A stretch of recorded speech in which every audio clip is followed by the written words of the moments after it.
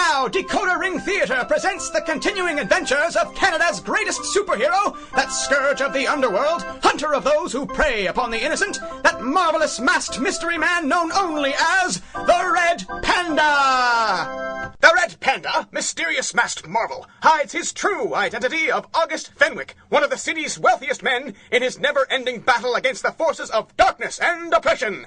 Together with his wife and partner, Kit Baxter Fenwick, who joins him in his quest, in the guise of the Flying Squirrel, he fights a private war that evildoers everywhere shall know justice at the hands of the Red Panda! This episode, The Missing Links. Baxter! Baxter, where in blazes are you? 10 seconds, Editor Pearly. 10 seconds? We haven't got 10 seconds. This is a newspaper. Birds! Do you have a general idea of what I'm going to do if we're the only paper in town without a prize photo for our banner story? I mean it! If I have to run a picture of a little girl feeding a squirrel, she's going to be feeding it your severed head. Move! Tim, your imagery gets more disturbing with every passing day. Thank you for noticing. We're 2 hours from deadline. When it comes, are we going to be anything more than 2 hours older?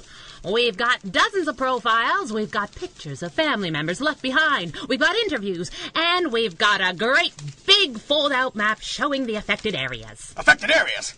That's a map of the city with a bright red splotch all over it. Yeah, I thought you'd like that. So we've got a whole lot of not much. What exactly did your lordship expect us to have? We've got more than 200 people reported missing in the last 24 hours. I want us to know what the man in the street wants to know. I want to know where they are. They're missing. If we knew where they were, we'd have to call it something else. Don't crack wise. There are a handful of days out of the year when every single man and woman in the city buys a newspaper whether they need it or not. This is gonna be one of them. And I want them buying the Chronicle. Speaking as the owner's wife, I'm thrilled with the idea. Speaking as your associate editor, what the heck do you want me to do about it? I want answers. People don't just disappear. What's happened to them? Have they been kidnapped? Have they been hypnotized and marched off a cliff? Are they being held against their will? If so, where? If so, why? If so... Those aren't answers, Tim. Those are questions with exclamation points. And if that's the best you can do, then that's what I need, and fast.